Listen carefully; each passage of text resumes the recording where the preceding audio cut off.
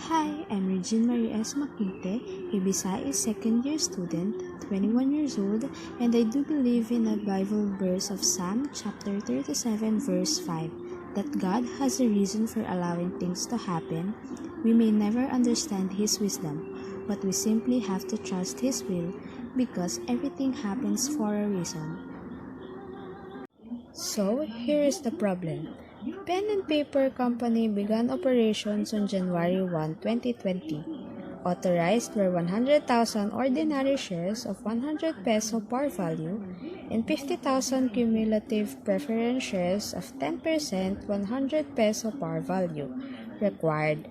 Journalize the above transaction. 2. Prepare a shareholders' equity section of the Statement of Financial Positions as of December 31, 2020. The following transactions involving shareholders' equity occurred during the first year of operations. January 1, issued 10,000 ordinary shares to the promoters in exchange for land valued at 2,500,000 and services valued at 500,000. The property had cost the promoters 1,800,000 3 years before and was carried on the promoters' books at 1,500,000. So here is the journal entry. January 1.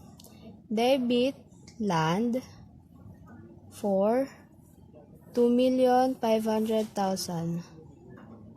Kasi ito yung fair market value niya. Debit organization expense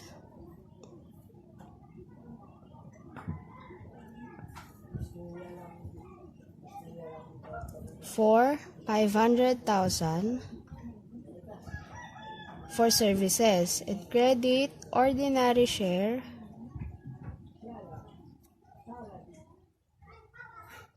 kasi ordinary yung type ng share for 1 million. 10,000 times 100 is 1 million. Then, credit share premium ordinary for 1,500,000. PEV 20 issued 15,000 preference shares for 120 per share. The entity paid 50,000 to an agent for selling the share. PEV 20. Debit cash for 1,750,000 kasi yung 50,000 is iniles na dun sa mismong total nung 15,000 times 120 kaya naging 1,750,000. Then credit preference share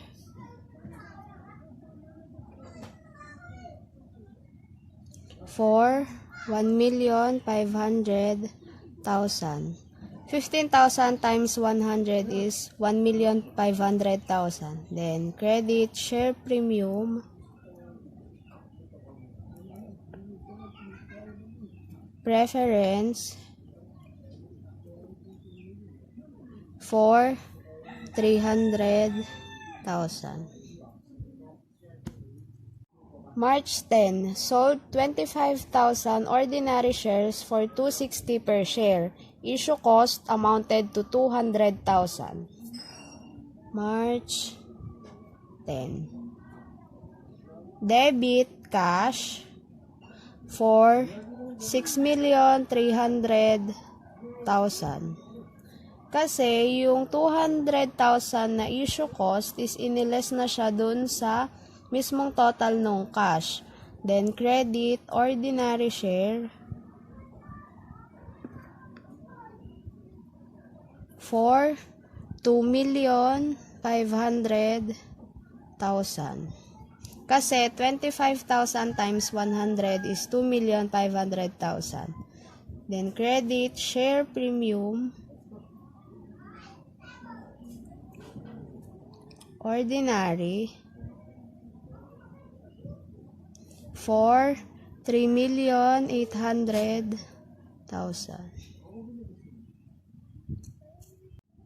April 1, sold 20,000 ordinary shares under share subscription at 350 per share. No share certificates are issued until a subscription contract is paid in full. No cash was received. April 1. Debit subscription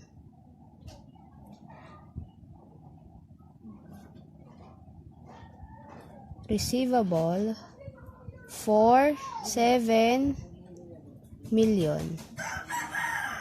Kasi subscription receivable kasi so nag-subscribe pa lang naman siya.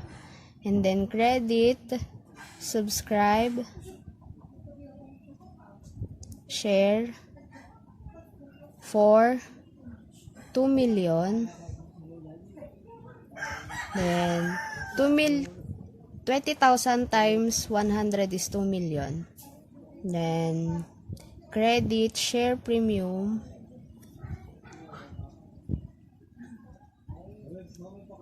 ordinary for 5 million.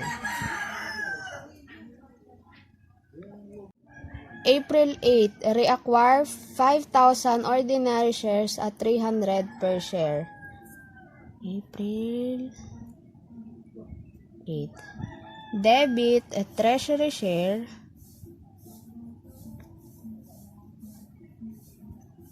ordinary kasi nagre-acquire pa lang naman siya for 1,500,000 and credit cash for 1,500,000. July 15, exchange 12,000 ordinary shares and 20,000 preference shares for a building with a fair value of 7 million. The building was originally purchased for 6,500,000 by the owner and has a carrying amount of 4,800,000. In addition, 10,000 ordinary shares were sold for 3 million cash on the same date. July 15. Debit building for 7 million kasi yun naman yung fair value niya. Then credit ordinary share for 1,200,000 kasi 12,000 times 100 is 1,200,000. Then credit preference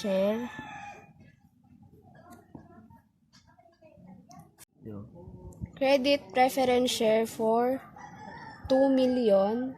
Then credit share premium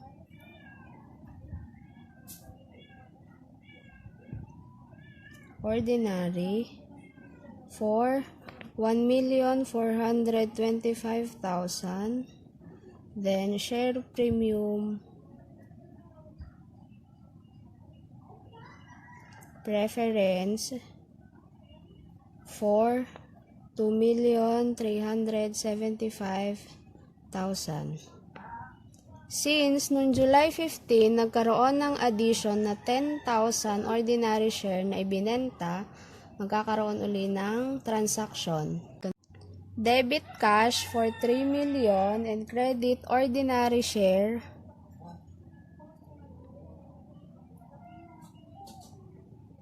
for 1 million and credit share premium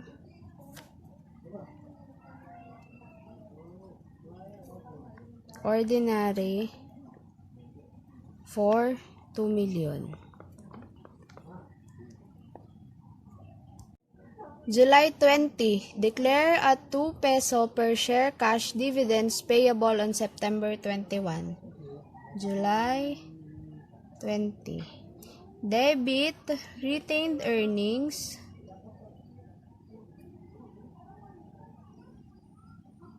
for 214,000 and credit cash dividends payable for 214,000.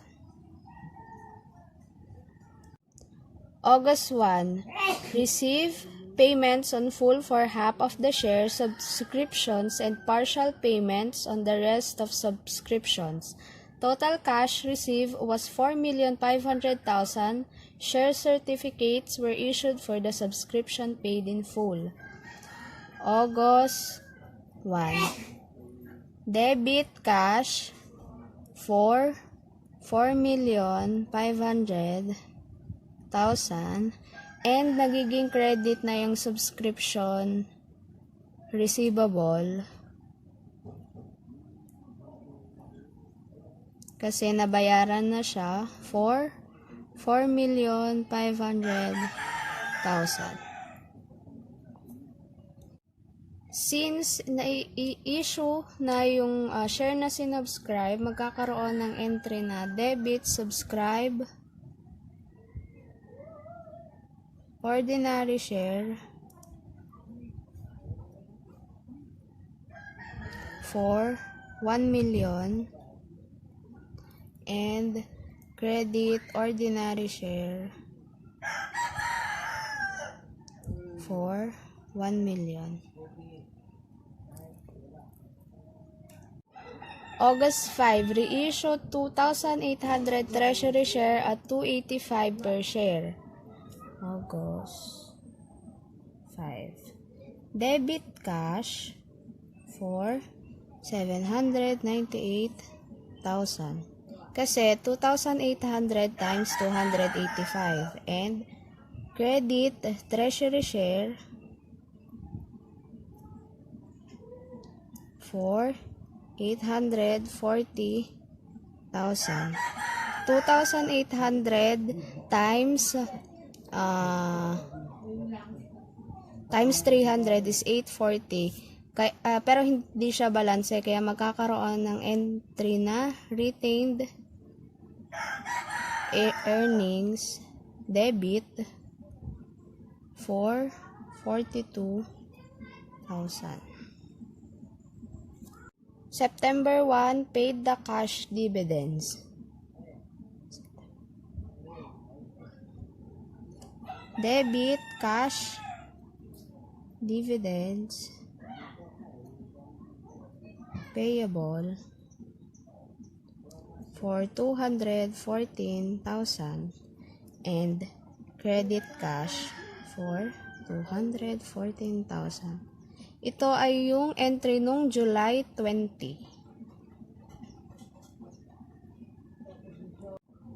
October 10, receive a mobile equipment with a fair value of 500,000 as a donation from the shareholders.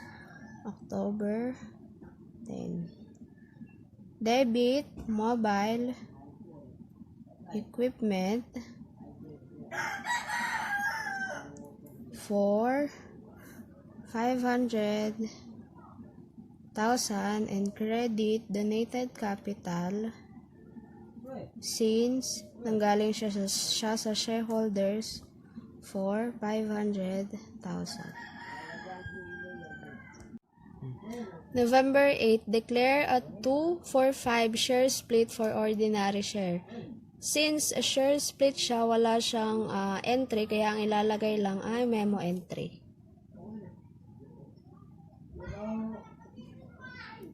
The corporation issued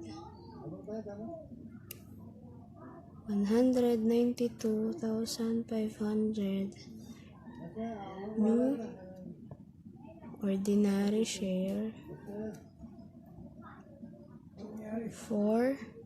of 40 pesos par value. As a result of 2-for-5 share split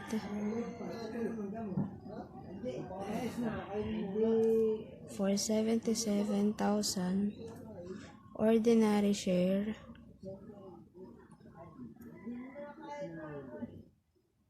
of 100 par value. Yung 77 is lahat ng total ng ordinary share and nakuha yung 192,500 kasi 77,000 divide 2 times 5. November 15, declare a 20% share dividends on ordinary share payable on December 15. November 15, debit retained earnings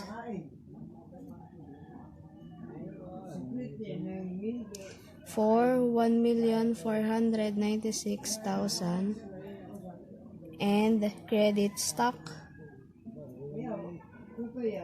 dividends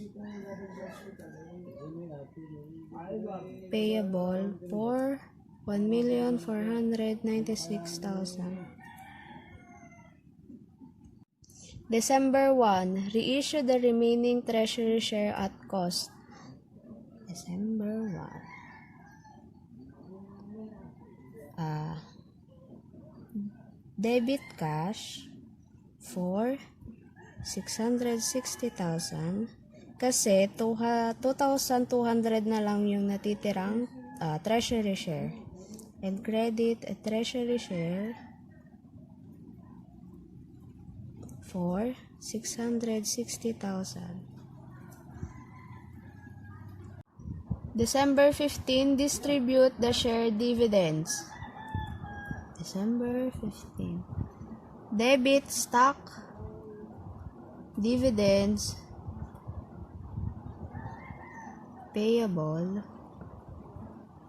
for 1,496,000 and credit ordinary share for 1,496,000. Last entry, December 31, net income for the first year of operation was 5 million. December 31. Debit income summary,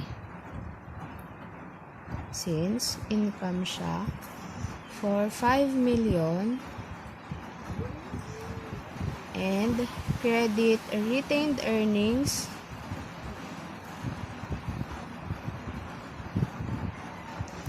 for 5 million. So here's the requirement 2. Shareholders equity. Compute the shareholders equity as of December 31, 2020. Pen and paper company. Shareholders equity as of December 31, 2020. Reference share 10%, 100 par value, 50,000 for shares authorized,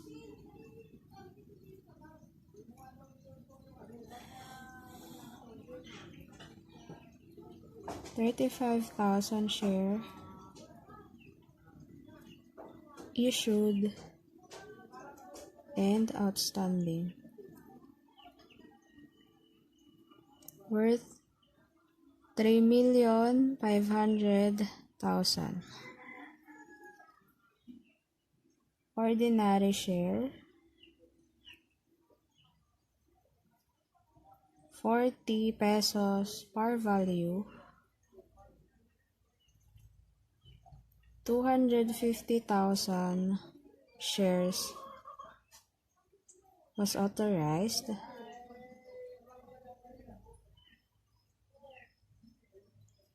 204,400 shares issued and outstanding.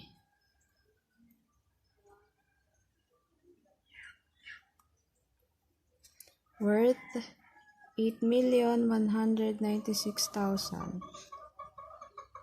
Next, subscription or subscribe ordinary share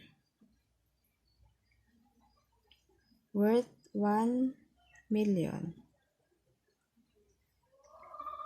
Less LLC subscription receivable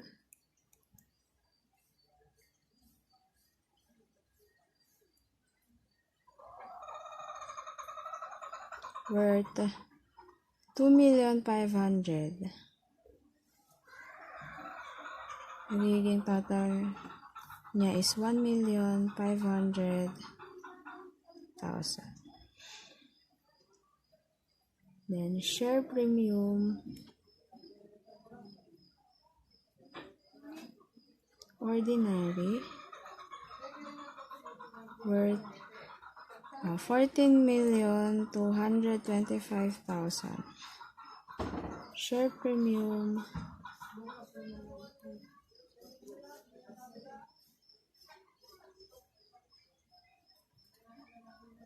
preference worth 2,625,000. Donated capital worth 500,000. Total shares capital is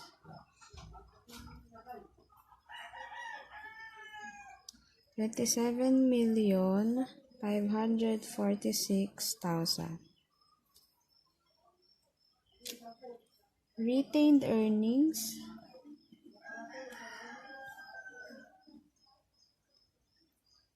is worth 5 million.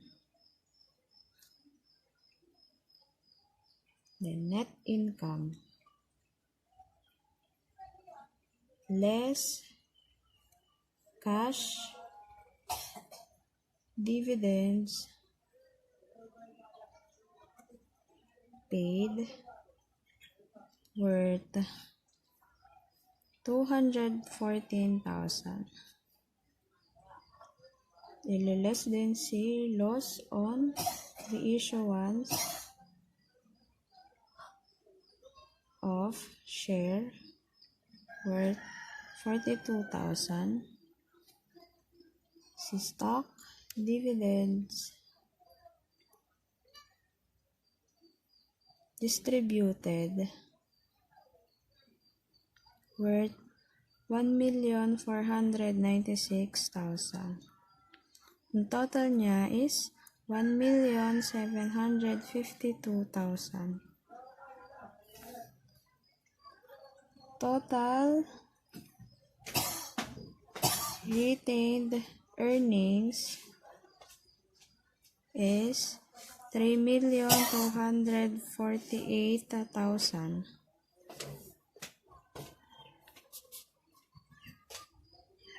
Total shareholders equity as of December 31, 2020 is 30,794,000. That's all. Thank you.